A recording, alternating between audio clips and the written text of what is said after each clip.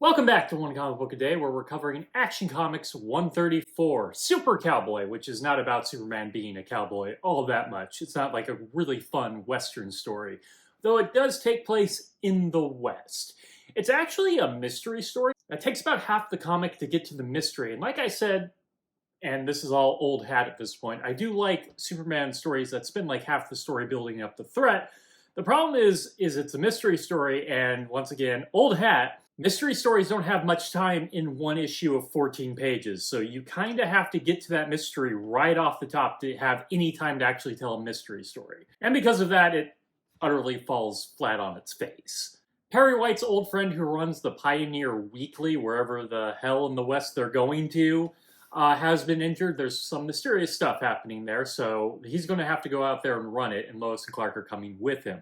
No explanation of who's running the Daily Planet while Perry is gone. Lois, her large contribution to the story is a joke about how she's going to have to buy a whole bunch of outfits and how she fills the car up with different outfits that she just bought. God, we are really not great to women.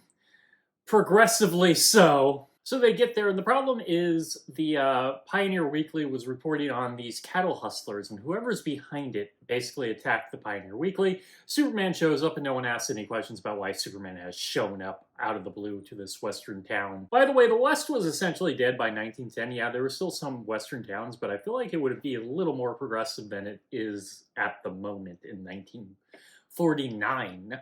Superman builds a new printing press out of the abandoned train tracks, hopefully abandoned.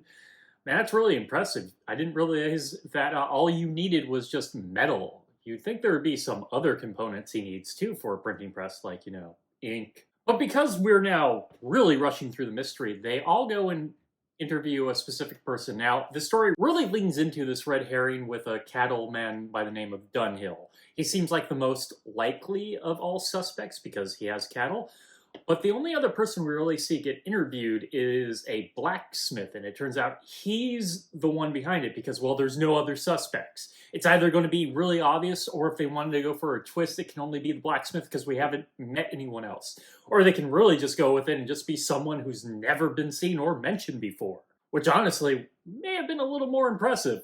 They do this later, and they've done it before. Once again, you can't tell a mystery story in such a short amount of time. Just get to the mystery. Start working on that mystery. Give us suspects, motive, reasoning, twist to their past. But my God, you got to do something quickly. You only have 14 pages.